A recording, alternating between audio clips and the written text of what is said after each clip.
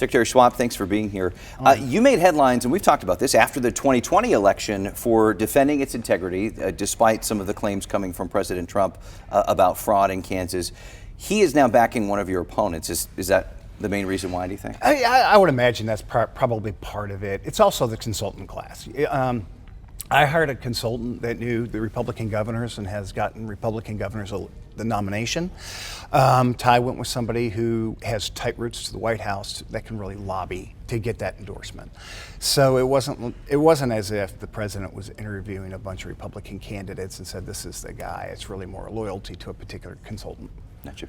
You've said that the American people have moved on from 2020, but we just heard from President Trump. Well, he hasn't. Clearly talking about that again. What's your message to voters? Our clerks get it right. The president even penned a letter to me saying, hey, thanks for the way you administer elections. What he said, he didn't say Kansas has a massive threat. He just noted that we have found, and it was a program we partnered with the administration on, that we had some non-U.S. citizens on our voter rolls. Overwhelmingly, most of them didn't vote. We're investigating 3 or 4 of those, and obviously we had the one in Coldwater that was a mayor that was here illegally that voted.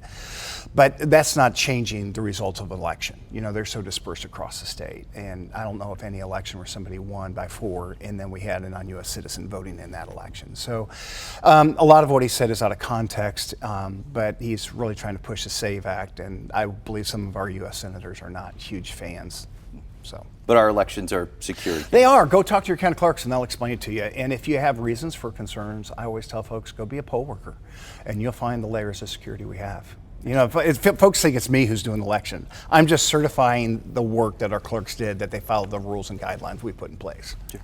Let's talk affordability. I mean, that's one of the biggest issues on the campaign trail. You poke fun at yourself a little bit with this bald ad talking about lowering property taxes. What makes your plan unique? Well, and so rather than putting artificial or arbitrary caps on appraisals, mine actually audits the process and makes sure that if there's an unfair appraisal, if you sell your property for less than the appraisal, where's your tax return?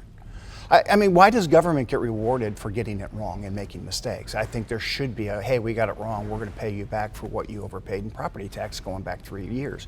Also, seniors that are below the poverty level shouldn't have to pay property tax to stay in their home. And it's not that much. That's not going to hurt schools. It's really, we're not talking huge dollars there.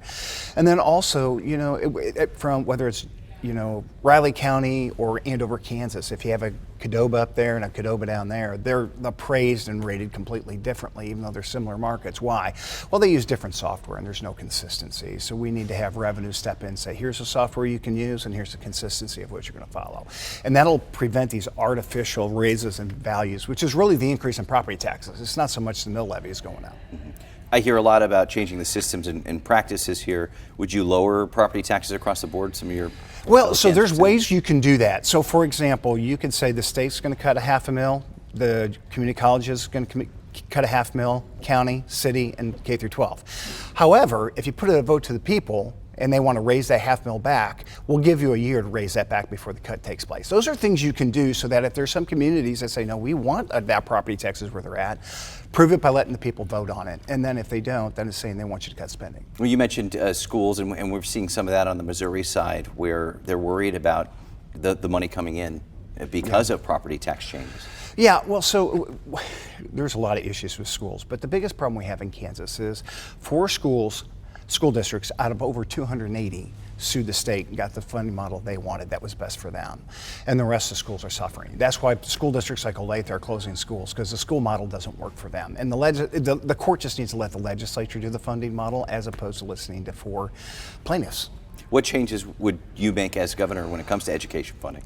Well, first off, you have to get the court out of K through 12. So if a student wants to sue on K through 12, the school districts cannot be a party to the case, because the 4 school districts won, but the student who's now, before that case was resolved, he's a professional golfer in his 20s, and he never got any remedy for it. So it's kind of a joke the way they sue to get more money. Just let the legislature be the legislature, and if you're not getting the funding you want, go win elections. Back to property taxes and affordability, how do you cut taxes while making sure, like you said, that services are still being funded? I think you do it through efficiencies. When I became Secretary of State, I was on computer system purchase in the 1980s. We migrated off it, took business filings from every year to every other year. Doesn't sound like a big deal except for cut our workload in half. So guess what we did? We cut fees. We could afford it, and we improved services. We have to modernize with technology, and it's more affordable to modernize now than ever before with AI. Let's talk about AI, leading right into my next question, Jack. Data centers are certainly taking up headlines lately, mainly for the speed in which they are being thought of and constructed, exactly, and deployed. Do you support this rapid growth of data centers in Kansas? Well, you don't want China to beat us on AI. We don't want China to be in charge of our data as it relates to what we use and what we create. So we are going to have some data centers. But I think it's a local issue. No more than we should have a monolith policy coming out of DC to Topeka. I don't think Topeka should be telling counties they can have data centers, or they must have data centers, or you can't have data centers. I think that's a county issue, and it's better for the people because it's hard to access legislators sometimes, but county commissioners are normally readily available.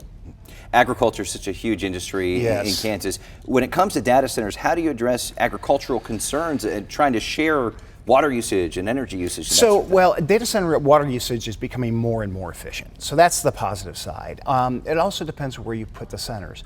You're not going to put them out west where the Ogallala is getting drained, and it's too far from the grid anyway. You're going to put them more on the eastern side of the state. And several communities will want them simply because it's better than raising property taxes, right? Let's just build that new water treatment facility on the back of big tech as opposed to our citizens. But on the eastern sides, you have plenty of water. We have flooding, so that's where it's going to have a balance as the location is key, as we go forward. Okay. Back to agriculture, as we said, huge industry in Kansas. What's your plan to grow that part of the economy? We are the agricultural epicenter of the North American continent, and so the entire world needs to know that if they have a question on crop yields and production or animal health, we have the answer. And then in the manufacturing sector of ag, use that to bring small manufacturing to small towns. Helps rural revitalization because they're going to want to be near the answers and they're going to want to be near the ag. And that's going to be rural towns. And then also we have to finish Highway 54 coming out of Liberal, and we have to start having a serious conversation about a 4-lane highway from Liberal to I-70 so the ag sector can get products to Texas quicker and more efficiently. Just adding infrastructure. Yeah, because it's hard to get to Texas if you're in Goodland, Kansas right now. I would say, it's a wide field of candidates. Yeah. What sets you apart? Well, experience. I'm the only one with conservative credentials in this race that has won statewide twice. I've never lost a statewide race, and I've actually done administration.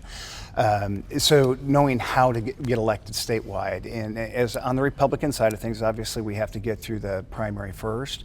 It's important to know you got somebody that as soon as they get that nomination, they take a couple days off, get back to work, and not kind of sit it out. And there's some candidates that just don't want to show up, which is disappointing because they're all my friends. But it's like you have to show you're willing to go to work. We may have touched on them. I'm kind of putting the cart after the horse here.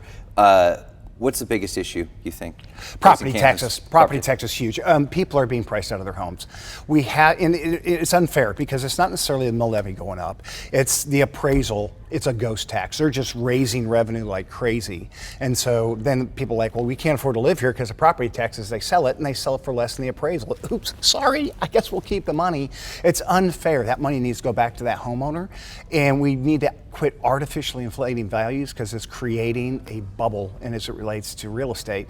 And in 2008, we saw what happened.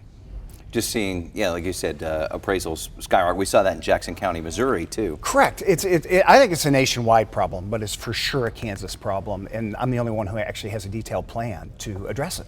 All right, we'll leave it there for now. Secretary Schwab, thanks for your time. Hey, thank you. Honored to be here.